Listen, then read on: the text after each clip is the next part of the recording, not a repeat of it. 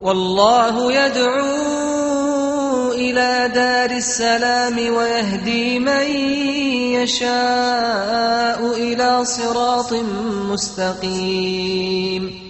Okay, we've got a final question. I think you answered part of it, but maybe you can conclude on this. Brother Muhammad is saying his son's hearing voices and so forth in the bedroom. His son's 4 years old, he's hearing things. He says, what advice can he give? What can he do? You spoke about Surah Al-Baqarah. Is there anything else? The Surah Al-Baqarah and the rest of the Adhkar and Al-Ruqya, particularly Ayatul Kursi. And I want you to check in your son's room. Are there pictures and photos and frames hanging everywhere? Especially some kids like to keep, and teenagers like to keep pictures of some of the actors, the actresses, and the parents sometimes applaud that they do not mind. This is an open call for Satans to come in, and that's a no entrance sign for the angels. You're telling the angels you're not allowed. Whenever there are pictures hanging here and there, especially hanging against the wall, the Nabi sallallahu alayhi wa sallam said, الملائكة لا تدخل بيتا فيه كلب ولا صورة معلقة على حائط. So if you have a dog as a pet, if you have pictures, statues, even small statues here or there, this is a no entry sign for... That's what the Prophet said, that an angel will not enter a house with a dog, picture of a dog. No. Okay. This is one thing. The second, if the house, sometimes the people listen to songs with music and watch those awful channels, video clips and people singing with music and women and all of that, this is also a no entrance sign for the angels and an open invitation for Satan. So imagine a house. I'm not necessarily saying that that is available in your house. Maybe, alhamdulillah, you're much righteous more than any of us. But this is a general answer.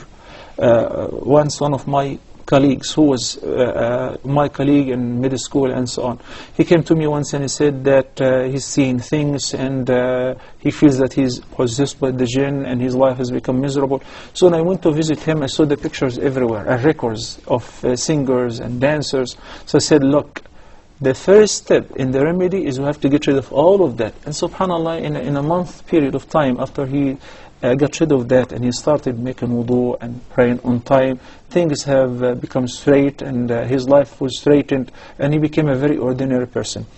Ayatul Kursi in the evening and Ayatul Kursi in the morning, the best mean of protection for your household. Last but not the least, because I'm afraid we're running out of time, that Nabi sallallahu alayhi wa sallam forbade one from traveling alone by himself or sleeping alone by himself. So that's why I ask you, if you have other children, sons, who can share with him the room, make sure if he is frightened that you give him some company, or make sure the door is open so that he does not feel lonely. It could be some frustrations that he wants your company or wants the company of somebody to be with him in the room. Sometimes if the light needs to be on, keep it on. The Quran, you play it in a moderate voice on a CD or MP3 player.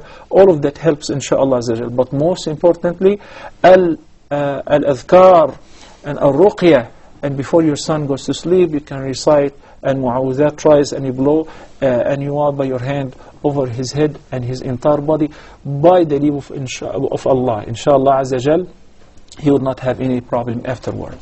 Jazakallah khair.